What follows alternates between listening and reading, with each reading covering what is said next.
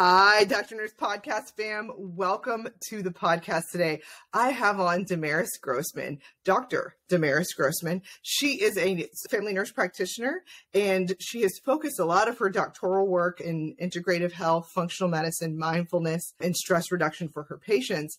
And she has got a litany of side hustle deals, things that she's been working on her own career, as well as her own business, working PRN as a locums tenens, nurse practitioner. And again, like I said, she's involved in speaking. She's been involved in real estate deals. She's got a pretty rich history of different things that she's been involved in for her career. And she's going to come on and talk to us about how her latest thing is to become a board certified functional medicine nurse practitioner. And I just can't wait to hear all her journey and everything that she's involved in. Welcome, Damaris, to the podcast. Thanks so much. Also, you're a mom. So you're a mom of a toddler. So you're a special class right now. Oh, yeah. It's like a whole other special space for us because we're the no sleep and we're trying to keep our business. Yes, exactly. And then keep the kid balanced and a good human. So it's just a constant job. It totally is. I mean, you gotta make it work. Well, let's dive in. What does your day-to-day look like? And I get in that entrepreneurial space, but then also in that side hustle realm that you kind of come in and out of. Sure.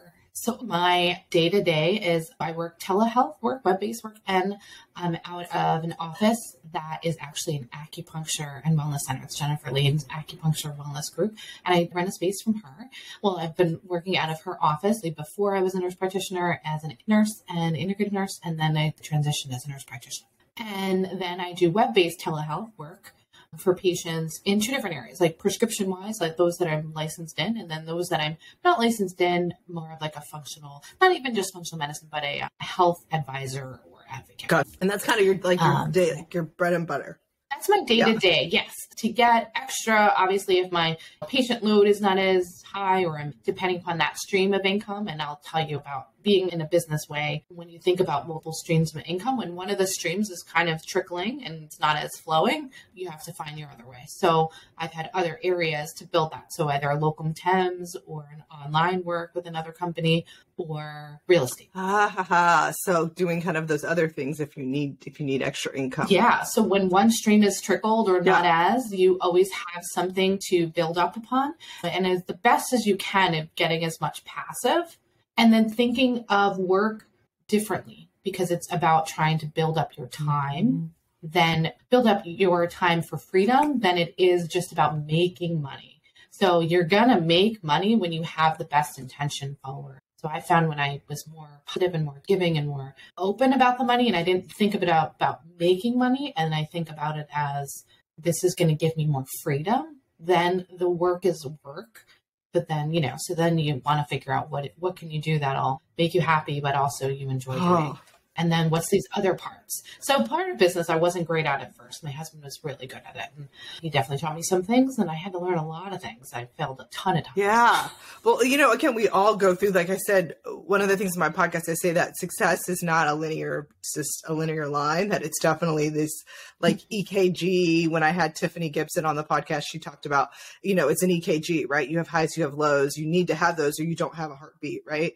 And so that's kind of how business is, but how the nature of running a business, running side hustles, figuring out how to make more income while getting back more of your time, right? Because time is your currency. And I started to think that my currency was what I got paid an hour. Oh, my currency is I'm $22 as a new nurse. That's my currency. My currency is actually my time. That's what I'm giving away. Just like that too. Wish I would have had that mindset from the beginning of my career, that I'm giving away my time to be at this place. Therefore, I want to make sure it's the most lucrative. It's the most in tune to what my heart enjoys, all those different things. And then you throw a kid in the mix, and now going to this place is now taking away from time with my family. One of the things that I like to ask is, through owning your own business, what has been one of the hardest parts and the hardest aspects of owning your own business, from when you were in that employee mindset, from when you decided, okay, now it's time, I'm going to go ahead and start owning my own business? When was that switch for you? So I feel like it took a while. I was always trying to figure out different things because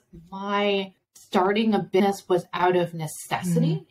Because I was a veteran, and my story came because I learned integrative health and holistic medicine because I had a severe back injury and head injury, a mild injury that caused me so much pain and suffering that the conventional medicine wasn't, I don't want to be conventional medicine, but one thing wasn't fixing it. So when I started to understand my healing process, I then realized that there was other ways to be better. So then when I was trying to do this side hustle, I realized like my work just as a nurse at that time and now as a nurse practitioner wasn't good enough. And I was like, there has to be another way. So it was like me trying to solve this problem for my suffering, pain, stress. I was like, I got to figure this out. So through just determination of figuring out my own health journey, I became obsessed with it, that they became these little business parts. So it was like, all right, I got to learn holistic nursing because I can't be a crappy nurse. Like, not that that's the word, but I want to be the best nurse that I can be for my patients. I want to be calmer for them. I want to be more centered. I know that my life had to learn it. So I learned different modalities because one pill isn't going to fix them. One drip isn't going to fix them. One, they need to be hugged and touched and talked to and listened to. And what happened to that? So it's like that part for me had to be learned. And then I got so obsessed with it that, I ended up getting an integrative, did my DNP and integrative work for anxiety and stress reduction because I was stressed and depressed and trying to figure out stuff. So it was like, if I have to figure this out, I want other people to know that there's other ways. And then as I was talking to you about getting the functional medicine part, for me, that it's like a whole health circle for me. It's like the icing on the cake. It's not the full answer, but it's part of the equation. And so when I transition now to this business owner, I don't always think I'm a business owner because I think sometimes I'm lousy at it. Sometimes I'm okay. But I look at it like it's a stream of income and I want to make a difference. So if money comes through it, that's great. I want to, so I do have a little bit different. I don't, have a primary this per se. I have like a direct primary with an integrative approach. Yeah. And I think that again, like I said, owning your own business and why that's so tough is just that because again, you have to kind of break out of that mindset of, I need my freedom. I need a level of flexibility here that the healthcare system doesn't really want to seem to give nurses. It seems to only want you full time. It seems to only want you there all the time. And then you're working weekends and you're on call. And so again, whenever you own your own business and you kind of separate yourself from that and you kind of pull, yes, there's the harder part of now you've got to be the business, right? So you're on 24/7. Yeah, it was like, more so than just when you work your shifts. Yeah, some of my health issues.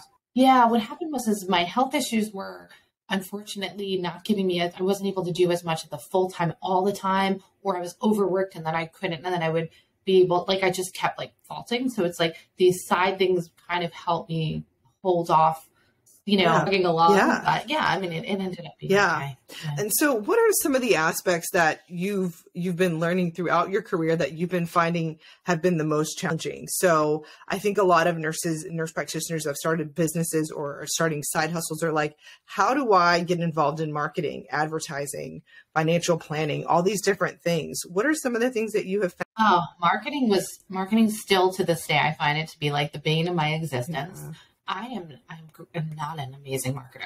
Finances. So when I talk about money now, I sucked. I was really bad at money.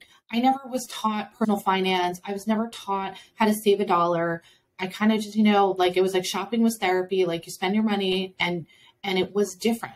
I was told to have a partner that's very good with finances. And he did teach me a lot before I started a business.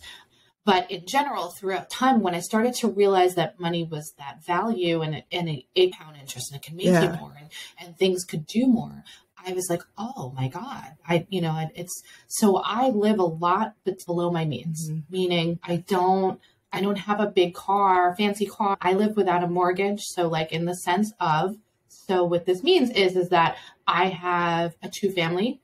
I have a smaller apartment, I have a big house, that's like a 8-bedroom, but I live in 1 unit. And So my husband and I, we have the yard, but we have no mortgage. So wait a minute. So going back, stop right there. So you're telling me that you own a duplex or some type of like, oh my goodness. I own a few, and then I have real estate deals. Yeah. That's fantastic. So wait a minute. So you purchased this. You have to look at different. And you have everybody, it's full of. So I'm a veteran. So go back. I'm a veteran. So I was able to get a veteran loan. Okay. Got it. And so you got the veteran loan, you bought this. That's my initial real estate. Okay. Wow. That's fantastic. That was my initial one. That was my first real estate. So it's called house hacking. And you'll hear that through people. It's called house hacking. And so it's a different mindset. I didn't think of like money like that because business is money, right? And I think when you start to think of things differently and you go, all right, I will live a little bit uncomfortable, but it's not even uncomfortable. I have a 3-bedroom, 1 bath. I have a big yard and then I rent out my spaces. So, and then that pays my mortgage. Fantastic. So now you've got that freedom that you've been.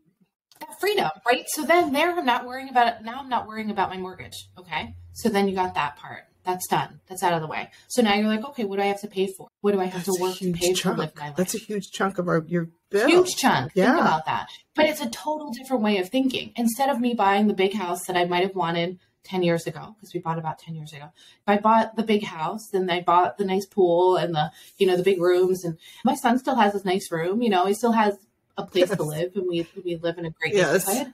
But you have to think of it differently. So you live a little bit below your means. I'm not saying I'm without. I mean, I buy my Whole Foods food and I get my things. So that's part of the business part that was new for me. So it's thinking of money differently so that when I went to go want to make a difference and do my integrative work, I'm not as stressed. It's a different way. It's a different mindset. So the streams of income, this was a learning process for me because I wasn't, like I said, I wasn't great at it. My husband was excellent and he was teaching me along the way. And then I started reading. And started like finding mentors and people that were better at it than me. I mean, even if your husband's great at it, you still had to get on board, right? Because the two of you were joined. Totally. So if he was on board and you were like, whatever, I want a big house, get it for me, he would have had to work against you, which wouldn't have been good for your marriage. So it's good that the two of you came together and were like, hey, listen, like, what do we both want? And my husband and I have those conversations all the time where it's just like, I'm kind of like you. I live in a small house because I wanted to work part-time and I knew that was something that I was probably going to end up doing. And so important. I got my doctorate. Yeah. I mean, you give yourself margins by not extending yourself to impress people that don't care about you. You impress yourself. Yeah. And so you're just like, I make these calls. I make these decisions with my life so that I can live my life. And so I think that is one of the best lessons that you can learn as you start a business is just going, I got to live below my means because I'm actually living above what most people are living, which is the rat race, tired, exhausted, don't see their families, work until they're 65 and then they die. And they're like, wait, what did I just do with my life? Yeah. And so to look like the Joneses is to look like being broke and exhausted and tired and not really living the life that you want, at least for me. Everyone does something different. If it works for you, but this is what works for me. And so I'm like, I'm not going to chase that thing. I'm going to chase the freedom, which is what you're describing beautifully. Yeah. I mean, it's a freedom that like when we made our first million, it was like, that took like so many years. That took about like 15 years total, and it was like, when you get to that level, then you're like, oh, but money isn't really money. It comes down to understanding what you want, like, and making a difference. So I can't make a difference if I'm worrying about, and I know this is a business podcast, so maybe I'm going no, on a tangent, please go. I just think that people have to understand that it's like, it's not a quick, it's not quick. It's going to take time. Maybe some people already inherited it. It's going to take time. It took me about 15 years. So how many real estate properties do you have total? So now I'm at a passive sector sponsor way. So initially I had like 2, 3, but now I do passive and passively mostly. I was like GP and active initially, but now because we pretty much some of my business to put into passive deals. So now we're at a point where you'll hear people say it's more on like apartment deals or assets. So one business literally that does passive apartments and like, it'll be depending upon the sponsors. We have like a whole team. I don't have a team, but we have people that will look at something and say, hey, can you put money into? So now I just use and invest, like maybe angel invest. So I'll angel invest into real estate, or angel invest into a bit so that it gives me dividend. Nice. Very good. You know what I mean? So I had Savannah Arroyo. She is the net worth nurse. Yes. She knows what I mean, but I'm like at an even different level. I do believe like now more. I wasn't like that before. Yeah. Yeah. No, but that's what she does. She has people and her healthcare professionals pull their money together, buy deals together. She manages the property. So she does all the legwork, but then there are people that are passively making money off on the side. Yeah. So I'm on the passive side at this point. I did operate and I did manage like one or two, and it's just too much. Yeah. I want to be an integrated provider. Exactly. So that was not my business goal. My husband really loves doing most of that stuff, but he has still a W-2 job too. So we don't do that fully. So most of it is our big investments. We put in around 25 to 100,000 per deal. And depending upon the need or what we have available but we don't, like I said, we live below our means. So we do this because we choose my income most of the time or extra will go into those, because we look at it as we can retire early, we can become fire, or my son, I can have more time with him, or I can do more for him. And so it's totally different way of thinking instead of everything controlling it. So even my business, I don't want it to control. I think it's incredible. And it's what I want more nurses to embrace is the mindset of freedom. Like, I used to look at like, oh, that's just an extra shift. Instead of looking at it like that's 10 hours of my life. That's 12 hours of my life I'm giving away. It's not an extra shift. It's not just a little extra pickup. Again, unless you're shooting for a goal, like I'm doing this because I need to get to this spot debt free, or I'm doing this because I'm trying to get here, or we have this purchase coming up and I want to make that goal sooner. Again, keeping that in the forefront of your mind is working differently than, I just want a pair of like, X amount of depreciating asset that's not going to bring any money. I lived that way for years. I lived that way. I was just like, oh, it's fine. Just give them 4 hours of your time. Where I was like, I could have been and learning how to do another side hustle. I could have all this other time that I gave to the hospital for their pennies and put my license at risk because I might have been more tired, put my health at risk because I was just working extra. All these different things are sacrifices that you lay down at that altar that I want more nurses to realize. Invest in yourself. Let that job be the thing that allows you to put that money back into you, into whatever your priorities are.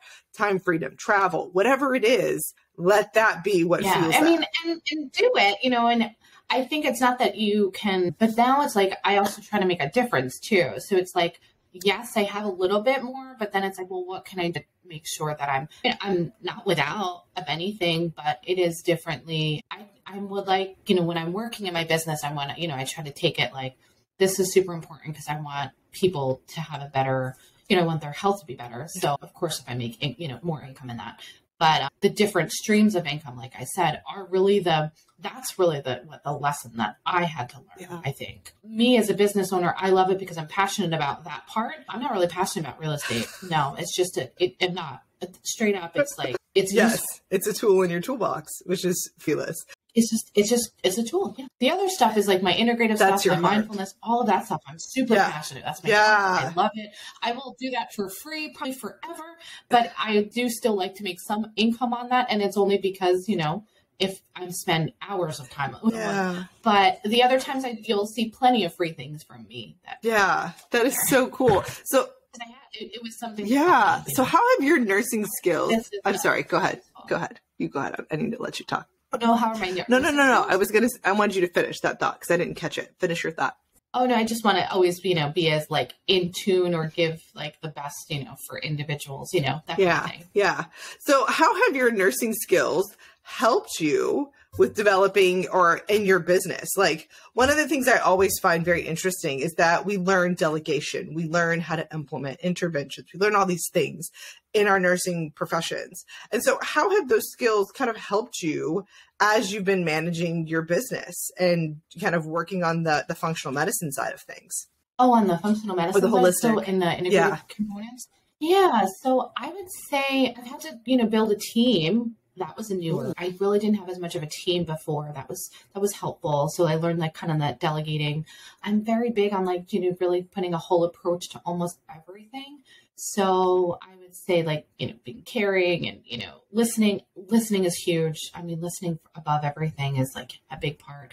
And then organizing, like, when you have to organize your day, like, and you have like that, here's your brain goes a certain way. you got to kind of have, I mean, I was an ICU nurse and ER. So it's like, I think you kind of have to have organized thought. Like when you're super scattered, you better find a business that will help you bring that together. So yeah, it helped me, bring it that. And then a lot of my mindfulness training really helped with my scatteredness and my anxiety stuff. So I utilize that a lot because, we all have different flaws or different things that we're at or things that we're really not good at. And finding the people, this is one new part that I learned in business, is finding the people when things that I don't want to do. So this was huge for me. And this has been more recent in the past year or two, is finding the people to do the things that I don't really love doing. So, such as, for example, medical biller. Hey guys, and thanks for listening to another episode of the Doctor Nurse Podcast Unscripted.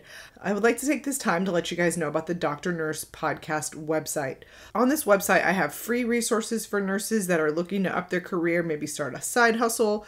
I also have my Etsy shop where I've created really cute digital downloads for nurse practitioners in regards to life, pregnancy, planning, as well as portraits. Guys, check out my resources at thedoctornurspodcast.com, and let's get back to the episode. I have a medical biller now. Yeah. Someone to help me with my writing. I'm not a great writer, but I have an editor. Ooh. Yeah, I have an editor. I have people help me edit. I'm not an amazing writer. I also have a disability, so I had to learn when I was getting my doctorate. I do voice texting, so I'm a I do a ton of voice recognition. So when I'm writing and you'll see something, it's usually voice transcribed. Wow. And then it's edited. So what happened? What was your injury? Were you in the military? Were you injured? I was military. Oh. So my military was a military trauma. I had a mild TBI and a back injury. Did you really? Yeah, I was in during 9/11, and it was, so the... Damaris, thank you for your service. Yeah, but I mean, I grew from that. That's why I was so obsessed with integrative health, because it really I had to, fix my health issues. So training and stuff, I was like, the side hustle was just more because I couldn't work as much as I was trying to work. So I was doing these little things to keep income coming in. Some of them worked out really well. Like I did a lot of yoga nursing in the beginning, where I implemented, because yoga was a big part of my life, mindfulness. So what it was is I was one of the founding members with this yoga nurse, and she's been around for years. But basically it was implementing yoga, and then yoga became my passion, and then yoga therapy training, and then mindfulness training. And so taking those areas to help my back and help my anxiety and my injury, because I really didn't have. So then I started just using them with patients. Yeah. And so in your career, and kind of walk me through, so you were in the military? No. You were in the military, and then did you become a nurse, or were you a nurse in the military? So I was not a nurse in the military. I was military trained so military trauma trained. So I was in as an electronics technician, and I taught people. My job was really high stress intelligence and I'm friendly and foreign. I saw that terrorism. Yeah, at that time. And then I was like during 9/11. So when we were deployed, we were always trying to identify different targets. That is so stressful. I learned a lot, and it's like all of those struggles, those failures, and when I was at rock bottom kind of things, when you learn that, then it's like growing from it. So I think I still wanted to help people. So I went to nurse, I had the military trauma trained. So I became an LPN first. So as I showed you my bio, I was an LPN because I had military trauma trained. So when I was deployed, I did my job, and then I did military trauma work. So that training helped me become an LPN right away. So as soon as I got out, I was able to become an LPN. Was my health good? Not great. I needed to work. So I was an LPN first. Then I did that route of LPN, and, then I went to RN, BSN, RN, then BSN, then MSN, then DNP. Yeah. I never stopped going to school. I'm super especially when people told me I couldn't do something, I was the opposite. I was like, okay, we're going to do it. No, so. You're a total hustler is what you're describing to my guests, is that you just are always looking for ways to supplement what you need, get what you need, work for what you need. When you have freedom, you can spend time with your family. You can be a part of what's going on around you. You can be present. You've had a TBI, but you got a doctoral degree. These things are not holding you back. The things that limitations, quote unquote, where the world would look as like, okay, you're just like, no, I'm going to go figure out how to side hustle because I'm not so good at these things. And I don't know how much I can carry. And I need to be able to find ways to dole out my money and make it work for me, because all these other things that I've got going on that make it more difficult for me. So, but it wasn't always perfect. Yeah. You know what I mean? Like there was a ton of failures, there was a ton of times when I fell. So tell me about one of those times. I want to hear about one of those times that you struggled and you were like, that's it, Damaris, throw the towel in, girl. She ain't going to make it. Yeah. I mean, so the part was kind of actually as I was getting my master's as a nurse practitioner. So I was really struggling with trying to see if I needed to go get my master's, right, to become a nurse practitioner to make a difference. And I was like, oh, do I need to prescribe to make a difference for my patients? And also like mentally, study-wise, I didn't know if I could do it. Not that I couldn't because I was high IQ, but struggled, so and I had to learn a different way of practicing. So that was so when my writing, I have to write a lot all the time. And then I had to write for doctorate. I struggled with thinking to teachers and professors were like, oh, your writing is kind of and you're like, oh, but I know what I'm talking about. So until I learned a new way of learning and changed my behaviors, I wasn't able to realize that I could help someone. The reason I went for the MSN and the DNP was it was part of the equation. It was part of like what I wanted to do, but I knew that the prescribing wasn't necessarily the solution, but it might give more credibility to the conversation of integrative health. So it was that for me, that was just what I felt. That was my ego, my thoughts. Doesn't mean everybody. Sure. And so the struggle was like, I was at home trying to go, I think I need this master's, but I didn't know if I was going to pass, or I didn't know if I was going to be able to write the things and write this dissertation. And then having that struggle of like sitting on the computer and my neck was hurting, my back was hurting, and that not thinking I could write well. And teachers saying you were okay. I was like, oh, but I know I'm not just okay. Mm. And then when I learned and overcame that feeling, when I was at rock bottom, again, thinking depressed, like I'm not going to get this master's or this doctorate. It's not going to happen. I sat there and I, went back to my mindfulness, went back to my prayer and spirituals and said, there's got to be a way of doing. So then I went and searched how to learn again, how to learn different ways. So then that's when I learned texting, and thank God for technology. So then that's when I learned like speech text. And then I learned that I could get an editor. And then I learned that I have, I could read more. And so then I have things highlighted for me. And so it's just a different. And so then I take that and learning behaviors and style into my practice, because you can't teach someone that this is for example. So then that struggle was me learning. I struggled there. So then I ended up doing it, even when someone said no. And now I tell that to my patients when they say, you can't do it. You can, but you have to take a different mindset. Then you also have to change your behavior. Then you have to learn a new learn. Like, so those things. So it's like my past struggles have helped me become a better parent. Oh, that's so good. I love that question, because when people share what they are struggling with, it allows people to realize, wait a minute, I'm not alone in my own issues. I think we like to think that everybody has it better than we do. And when you start to hear people's journeys and you start to realize like, no, man, she was dealing with like pain every single day. I think it's very inspiring when people share, like, these are my struggles, because then you start to go, oh, we're all struggling in some way. Nobody is exempt from, no one's exempt from the struggle. So just get out there, because we're all doing this broken. We're all doing this with our problems. We're all doing this with the things that we're told we can't do it. And we're doing it anyway. So just prove them wrong, just prove them wrong. Yeah. Like, really? So, and then if you need to pause, like I'm not like mile a minute all the time. If you need to take a minute, and then learning that, like that is so good. I'm not always got it all figured out, but sometimes. So I'm just steady. I'm just very steady. Yeah, that's so cool. So I wanted to ask, just for people that are out there that are like possibly interested in what you're doing and what your practice is like, can you tell me a little bit about kind of how many patients you see? What are some of the things that you treat and you diagnose in the telehealth space and in your office? Sure. I'm not a big practice, so I take a lot smaller. I'm more in that. I'm not direct primary, but I'm more on the smaller end. So I don't have like tons of patients. I have under like 500, give or take, but not even. I would say most of the time my week is like 6 to 20 patients, depending upon the week, on telehealth versus, and that could be anything from, just needing to talk to them. So my patients, I give them access to my text messaging and email. Wow. And then so it's more time. It's way more time on my end. And the first visits are, because I take that functional medicine integrative approach, my visits are longer. So when I was a primary provider, don't get me wrong, I did like primary care, but it was missing. And it was there's some very successful, I mean, you've had people on that are very successful in primary, but you have to have very high volume to be successful. I'm not that person. And I think ethically, I love it. I will do it for someone else, but I don't love it for my business. You have to have high volume to do primary on a regular because you're with them 10 minutes. I love being with the patient. I love to talk to them. So, I mean, that's when you find the real stuff. So a half hour, at least an hour, the first visit. On the functional medicine side, I learned because there's even more that needs to be added. But when I learned on that, there's got to be another element. So for example, someone comes in, even a headache. A headache's never a headache. It's just not.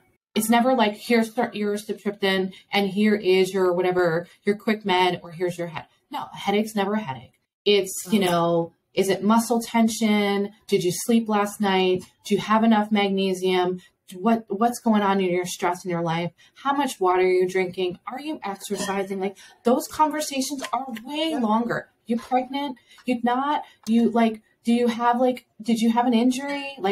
The headache's never a headache. So every illness so in the personal side, they want to just do root cause, which I absolutely do. I want to get to the root cause, but that unfortunately is not the full equation, because I can get to a root cause of a headache. So say you have a neck tension, but are you going to fix that neck tension? Are you going to go to acupuncture? Are you going to go to physical therapy? Are you going to go do the stretches that I need you to do? What can we do to make sure we get into that? So these conversations are longer. Gotcha. My initial assessment I would love to do so if I do lab work on a functional approach, I'll go look in micronutrients. So initially for some patients, so insurances will cover, I'll do it out of network.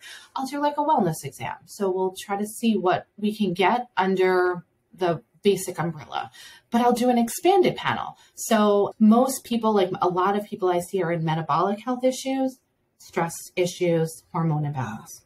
Okay, but I would say a good percentage of the population. Yeah, you see about 20 patients a week with these common issues. Yeah, that's super, that's pretty good. And again, because you don't have mortgage, you don't have these these other things. I mean, it's not a lot. I mean, it could be more, it could be less. Yeah, but no, I think that's good. And one of the things I was thinking is whenever you're seeing the patients and you're working your weeks, you have these other income side streams that you're doing. Then you have the podcast, which you have another stream of income is from the podcast.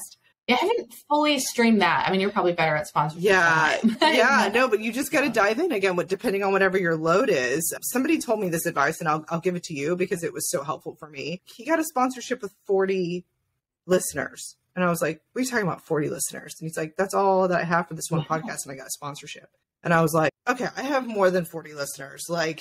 That is crazy. And so once he told me that, he was like, but you have to ask. And so again, I'm giving you this piece of advice because it was super good for me, but he was like, you need to ask people to sponsor your podcast. That's how you get sponsorships. And I was like, okay, I'm going to ask. And so that's what I did. I just started asking, and just I haven't even put that into my, if you don't ask, you won't get it. And so Damaris, my challenge to you today is to get out there and ask someone to sponsor your podcast, because again, companies are looking for people to talk about their products. So find something that you're passionate about, that you like, that you think is very good, and sponsor it. Ask them, say, hey, listen, this is something that I naturally use, and I would love to have you sponsor my podcast. And so boom, just like that. And what's the worst they're going to tell you? No. And you're in the exact same spot you're in. So get your podcast sponsored, girl, and make a little bit of money on the side from that thing. I mean, again, that's you're doing the work, right? You're doing the work. Yeah. And so and writing, Oh, and then I'm writing a book, right? So then I want to let you know is I'm writing, right? So I never thought I could write, because I'm telling you, and that's another business. So whatever you're going to do to add in the streams of income, whether it's a digital product, whether it's a small book, I have a small ebook, I have a couple of coloring books I did from whatever you got to do to add those. Things. You never know. I'm not amazing, but I keep trying. Yeah. But patient-wise, I mean, I just want to make a difference. So, like I said to you before, I would probably give most of my patient care for free if I could. I do a lot, but it's all about trying to make a difference for them. And I felt like I wasn't doing enough. 10 minutes of my time for a patient is just not enough. I mean, I have done it for, like, I'll do local temps, like I was telling you, for extra work too, like, if I can. But, like, for them, for other people, I will. But for me, I'm like, my heart, it's like, no. Yeah, no, you've got to do what your heart tells you is the right thing to do. I totally agree with you. And if you could go back to Damaris, you know, just getting out of the military, starting her LPN, if you could give her a piece of advice and you would tell her, hold on to this piece of advice throughout your career, write it, just hold on to this like it's a lifeline. And this piece of advice is garbage. Don't listen to it. It's not true. What would be a piece of advice you would tell her to keep and a piece of advice you would tell her to toss? That I used to, so a piece of advice that I would toss is I used to listen to everybody's like negativity, like, oh, you can't do that. Oh, you can't do that. And I would sometimes let that fester with me. And then if I let a piece of advice that I would keep would, oh my gosh, be okay with not being okay. Being okay with, like, you know, what do you mean? Just if it's not finished, it's okay. If it's not perfect, it's, you know. And I remember being okay, like in the, like, finishing as the LPN, I was like, oh, I'm just an LPN. Or like the just, like, oh, I'm just this at this time. If that's where you're at, that's it. Just because I got a doctorate does not mean you're not going to make money. You can make money without having all this education. Yeah. That's one lesson, is you can now, the technology, you can make side hustles and anything. Yes. I mean, you know, you're telling everybody every day. No, exactly. That's exactly what I'm telling people all day. You don't have to have all this education to make a difference. That's the other big thing. You don't need a lot of education to make a difference. And I think if you go forward with a positive heart and, like, with good intention, the intentions will come back. Like that karma and that energy will come back. But if your intentions are not true, it will come back negative. One of my favorite books is Leader Without a Title.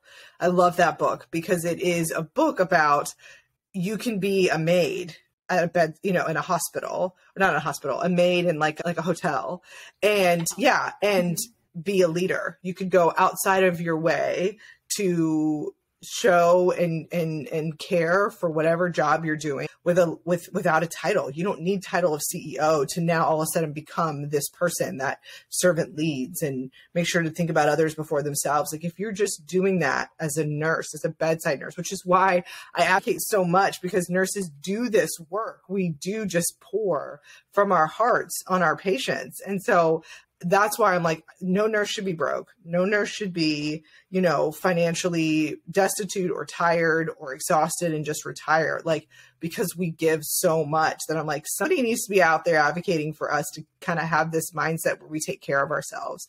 Because if not, we're going to burn ourselves out, because we just naturally are people that go into the profession to give and to pour into others. Yeah. I mean, just hearing you talk about your passion for integrative health and functional medicine and what to provide your patients, you're like, I would do this for free. I just love watching people come into this space of wellness and health. And like, that's what nurses do. I mean, I remember when I was a nurse, I had a patient who loved corn pops, which now from a health standpoint, I feel terrible that I bought him a box of corn puffs, but like, he loved them. But it made him happy. And I went to my shift one time and I went and bought this kid corn puffs and took them to work. And I was just like, I'm not saying that to like toot my own horn, but it was just like, that's what we did. Like, why wouldn't I go? That brought him joy. Like, and so he's sitting there eating corn puffs, getting, you know, his medicines. And that's the joy of what we did as nurses and what we do as nurses, and why I think it's so important that, again, we have this mindset of like, hey, nurse, you're pouring at this hospital, you're pouring on your patients, whatever it is, make sure to take care of yourself, because at the end of your life, again, kind of like what we were saying, if you just burn yourself out, you're not going to be happy with necessarily the outcomes. So just change that mindset a little bit and put a little bit of care on yourself. So I love that. And so for the last part of the interview, Damaris, is the rapid fire questions, where I just ask you questions you were not able to prepare for. Are you ready? Okay. Sure. I think so. Yeah. What is your favorite board game? What did you play? Oh, Monopoly. Of course you like Monopoly, Miss Real Estate. Yes, you do. And I also Candyland. Candyland with your son. That's a good one. And I like this question. If you would give a book to someone to read, what would be what's the title of the book? If you could just. Okay. There are two different areas. Yes. So, okay. So the Who, Not the How. Who, Not the How. That one I just read because that one taught me I can't do everything. Because I like to have control of things, and I thought I have to do a lot. You need to learn how to delegate. You do, because you can't do everything, because then you're going to burn out. So instead of burning out nursing, I'll burn out as a business owner. And you got to learn your limits. Good. So that one was a big one. And then mindset was, I'm not like a cheesy one, but for me, thing by con, because I'm very much so about trying to really come back to center and your mindfulness. So I'm really realizing that you are enough. So the Lenny thing from Thich Nhat Hanh books, like People in the Step, and there's a lot of good things of that nature, because you're really coming back to within. Yeah. You know, it's so funny. On my Etsy shop, I'm launching a mindfulness journal, and it's the purpose of it is to keep nurses just to kind of like come home from a day and just like detox your. And so, I love that. I love exactly what you're describing there, because again, the heart of mindfulness is an awareness that the world is going on around you and you can take it in, but it doesn't necessarily, the storm doesn't necessarily affect you. The storm is around you, but it's not affecting you. And so, or if it is affecting you, you're able to process the storm to where you don't become. Yeah. What do you got to do? What do you got to do to like? Yeah, exactly. I love that. And again, with all the jobs that you've been describing, all the things that you're involved in, what was your very first job out the gate when you were like, I don't know, however old? What was your very first job? Oh, as nursing? Just in general. I mean, it could be like Chick-fil-A. It could be like, you know, I worked at Ross. Oh, I think it was, so I babysat for years. And then after that, I worked at a grocery store. You worked at a grocery store? Checkout? Cashier. You know what is so funny? As a kid, I remember loving to do that job as a child. Like just being like, click, click, click, click, you know, like the noise from the machine. Anyway, that's probably TMI. But yes, And my son loves it when we go to like the self-checkouts now. He will cry if I don't let him do the barcode. And I'm like, okay, so we're showing out in the store because I won't let my kid do the barcode. Okay, get up here, do the barcode. Yeah, we were at the grocery store and we were like holding up the whole line. Like, sorry. Yeah. Toddler. Totally hear you. Well, Damaris, thank you so much for your time today. Thank you for coming on the podcast and sharing all the stuff that you're involved in and kind of how you've gotten started in business and dropping nuggets for nurses that are like, hey, how do I do this? What do I do it anyway? Do it scared. Do it with your disability. Do it anyway. Yeah. And my last advice, oh my gosh, is meet your patients where they are. Mm-hmm. What do you mean? Be okay with them not always doing the prescription of what you want them to do or whatever they're, you know, if you're seeing patients, be okay with it because you know what? They're not ready. Ooh, that's so good. But they may be eventually. So be there when they're ready. That's good. That's good. Guys, check out Damaris, check out her podcast, check out everything she's involved in. Again, reach out to her if you are interested in what she's doing, if you want to hear more about her. She's super open. I mean, she's all over the, you know, she puts her stuff out. She's like, hey, come find me. I'm here. I'm wanting to chat and talk. So guys, check her out. And guys, all right. Yay.